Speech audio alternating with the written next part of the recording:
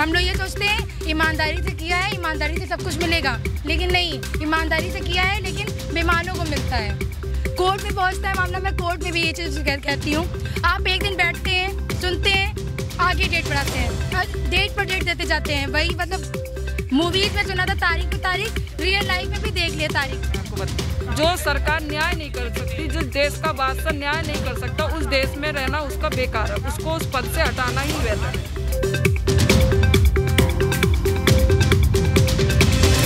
आरोप यह है कि वो लोग भर्ती ठीक से नहीं करते हैं, भर्ती प्रक्रिया भर्ती में ये होता है, देखिए भर्ती निकलती है, उसके बाद आप अचानक से कुछ नियम लाते हैं, ठीक है। पहले से आप लोग कोई भी नियम नहीं लगाते हैं।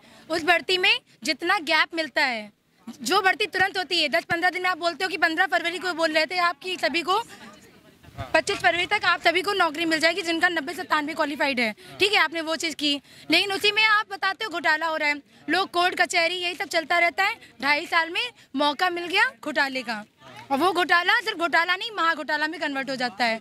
वो पूरा घोटाला होके उस भर्ती का भर्ता बना के छोड़ दिया जाता है, और जिन लोगों को हक होता है वो मिलता ही नहीं है। हम लोग ये सोचते हैं ईमानदारी से किया है, ईमानदारी से सब कुछ मिलेगा, लेकिन नहीं, ईमानदारी से किया है लेकिन बेईमानों को मिलता है, हम लोगों को नहीं मिलता है। जहाँ उम्मीद होती है वहाँ से भी उम्मीद छूट जाती है। और हम लोग इसी तरह से इको गार्डन में आके 73 दिन तक बैठते हैं, आगे कितने दिन तक बिठाते हैं ये लोग, इन लोग पर है, यही चल रहा है अभी। अच्छा, इसमें एक चीज़ और निकल के आई हम लोग के डिस्कशन में कि जो भर्ती की प्रक्रिया होती है उसको भी कहीं ना कहीं सुधारना चाहिए। जी, इस भर्ती की प्रक्रिया में ये सुधारना चाहिए कि आप जितने टाइम में बताते हैं उस टाइम में करके दीजिए, आप उस टाइम में करके दीजिए। आप उसी बीच में नियम बदलते हैं, सब चीज़ें बदलते हैं, लोग सड़कों पे उतरते हैं, आप उस भर्ती में कई साल लगा देते हैं। कोर्ट में पहुंचता है मामला, मैं कोर्ट में भी ये चीज़ कहती हूँ। आप एक दिन बैठते हैं, सुनते हैं, आगे डेट बढ़ाते हैं, डेट पर डेट देते जाते हैं। वही मतलब मूवीज में सुना था तारीख पे तारीख, रियल लाइफ में भी देख लिया तारीख। मैं आपको बताना चाहूँगा, ये आपके बगल में जो दरोगा वाले बैठे हैं, इन लोग का भी यही मुद्दा है कि ये कह रहे हैं कि हमारा निर्णय जो सुप्रीम कोर्ट ने पड़ा हुआ है, सरकार निकलवा नहीं रही है। और उसके बगल में जो टीजीटी वाले हैं, उनका ये कहना है कि भाई हमको 2 साल नौकरी करवा ली, फिर निकलवा दिया। हाँ, ऐसा ही होता है। आप हक दे दे के छीनते हो ना, अगर किसी के मुंह तक निवाला पहुंच जाए फिर छीन लिया जाए, तकलीफ होती है। हाँ, ये चीज़ बहुत तकलीफ देती है। दरोगा भर्ती में भी ऐसी कौन सी भर्ती जिसमें ये सब आप नहीं कर रहे हैं। एक तो भर्ती साफ सुथरी रखिए। 69,000 भर्ती जब आई थी, हम लोगों को यही उम्मीद थी ये भर्ती महाभर्ती कहलाएगी और बहुत अच्छी समझी जाएगी, लेकिन नहीं, इस भर्ती का आपने भर्ता बना के छोड़ दिया। इस भर्ती से काफ़ी उम्मीदें थी। 68,500 आप कहते मैंने इतनी भर्ती निकाली है, इसमें बहुत से बच्चे, बहुत से परिवारों के चूल्हे जलेंगे, लेकिन 68,500 में भी आपने वही किया, आप 69,000 में भी वही कर रहे हैं। तो बस अगर आप निकालते हैं भर्ती, अपनी जिम्मेदारी लेते हैं, तो इस जिम्मेदारी को पूरा निभाइए। मैं यही कहती हूँ योगी जी से। आप कहते हो कि मेरी गलती नहीं है, मैं कहती हूँ चलिए ठीक है, योगी जी की गलती नहीं है, आपके नीचे बैठे जो अधिकारी हैं ये सब गलती कर रहे हैं, लेकिन ये अधिकारी करते तो आपके कहने पे काम, प्रशासन आपके कहने पे काम चलता है। तो जब हाँ सर, मैं ये कहना चाहूँगी, कहाँ से आई हैं पहले अपना नाम? सर मैं संभल से हूँ। जी जी सर, 69,000 जब वैकेंसी, जब नोटिफिकेशन निकाला था इन्होंने, तो इन्होंने पूरा शेड्यूल जारी किया था कि हम इतने दिन में एग्ज़ाम कराएंगे और इतने दिन में हम आपको ज्वाइनिंग दे देंगे। शायद मुझे लगता है फरवरी में इसका ज्वाइनिंग देने का मतलब पूरा इन्होंने निर्णय दे दिया था। सर ऐसी कौन सी बात थी, इसने सरकार ने 2 साल 2.5 साल रिजल्ट रोक के रखा। सर रिजल्ट रोकने का मेन मुद्दा ये था कि हमें नहीं लगता कि पेपर एक बार मुझे फिर से बताइए, कब इन्होंने नोटिफिकेशन निकाला, फिर कब लगभग जो है आपको एग्जैक्ट डेट? नोटिफिकेशन मुझे लगता है कि इन्होंने सितंबर में, अगस्त में निकाला था। हाँ। 19 में 2018 में इन्होंने निकाला था। जी 18 नवंबर को यूपी टेट का पेपर हुआ था, उसके बाद दिसंबर में कुछ रिजल्ट आया, फिर विज्ञापन जारी हुआ। यानी कि हमें जो सर मिले थे वो 22 दिन मिले थे एग्जाम के, सुपर टेट के। अब सर उसमें 17 सब्जेक्ट थे, 17 सब्जेक्ट पढ़ के 14 सब्जेक्ट पढ़ के 22 दिन में कोई बच्चा 110-105 नंबर लाता है। सर ये कोई मजाक बात नहीं है। फिर उसके कितने नंबर थे? सर मेरे नंबर जो है वो 102 हैं, 102 नंबर है। 97? जी, मैं ओबीसी में आती हूँ, जनरल में क्रॉस हूँ। हाँ, जनरल का 97 था। सर इन्होंने 1,46,000 बच्चे पास करे। जी ओबीसी SC का 90 था। और सर इनका मुझे लगता है, जहाँ तक मेरा क्या सारे स्टूडेंट का मानना ये है कि इन्होंने जो रिजल्ट रोक के रखा वो मेन मकसद इनका यही था कि ज़्यादा से ज़्यादा बच्चों को अंदर ही अंदर पास किया जाए।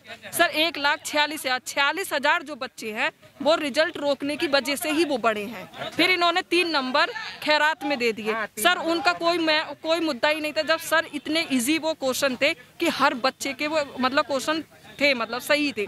उसके बाद इन्होंने 3 नंबर बढ़ा दिए सर, उसमें कम से कम 20-25 हज़ार बच्चे बढ़ गए जो जनरल के थे। सर ओबीसी के तो 90 था, तो 90 हर कोई बच्चा जो बीएड कराए तो सर जाहिर सी बात है इंटेलिजेंट होगा, उसने वो मतलब ओबीसी के बच्चे मतलब अपनी ईमानदारी से ही पास हुए थे।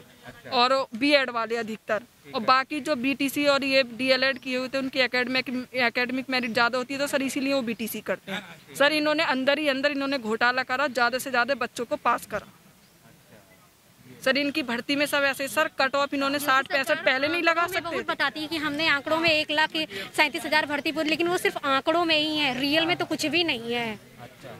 सर ये कहती है, अभी योगी जी का सदन में एक बयान था कि मुलायम सिंह ने ऐसा किया, मुलायम सिंह ने ऐसा किया, अखिलेश यादव ने ऐसा किया। इन्होंने कहा था कि अखिलेश ने एकेडमिक मेरिट जोड़ के कोई भर्ती की थी। सर इन्होंने ऑब्जेक्शन उठाया कि एकेडमिक मेरिट जो होती है वो योग्यता का प्रमाण नहीं है। सर आपको अगर योग्यता का प्रमाण अगर एकेडमिक मेरिट नहीं है तो आपने कैसे 69,000 में एकेडमिक मेरिट लगा दी सर? बिल्कुल, मेरे को ये जो आपके बाकी साथी जो वहाँ टंकी पे हैं उनका भी यही कहना था कि ये सरकार ही यही कह के आई थी कि दरोगा भर्ती में लगाया था। हाँ, और फिर कि ये मतलब गलत है, योग्यता का प्रमाण एकेडमिक मेरिट खुद कर रहे हैं। तो सर आपने कैसे लगा दिया? आपको तो और बेटर करना चाहिए ना।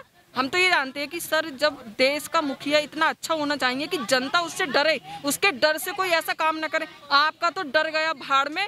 आपकी सरकार, आपके राज्य में तो एक IAS PCS एग्जाम भी नहीं रुके सर।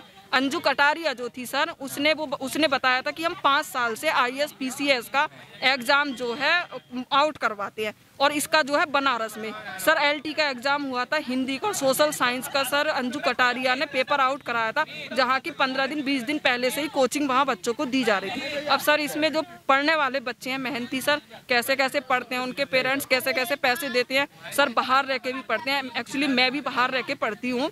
मेरे पापा, मैं बहुत उनका शुक्राना अदा करना चाहूँगी सर कि वो मतलब मेरे को कितना पैसा देते हैं, कैसे, ये तो मैं जानती हूँ सर कैसे कैसे देते हैं। हम तो कह देते हैं कि चलो पापा इतने पैसे डाल दो, वो डाल दें, लेकिन उनको पता है ना वो कैसे दे रहे हैं। और सर फिर उसके बाद क्वालिफाई करने के बाद भी अगर नौकरी ना मिले सर, तो इससे बुरी बात तो कोई है ही नहीं। इसलिए सर हमें ये सरकार तो हटानी ही है, चाहे कैसे भी हटाएं, और ये हटेगी, क्योंकि सर एक स्टूडेंट को चाहिए मतलब न्याय। जो सरकार न्याय नहीं कर सकती, जो देश का बादशाह न्याय नहीं कर सकता, उस देश में रहना उसका बेकार है। उसको उस पद से हटाना ही बेहतर है।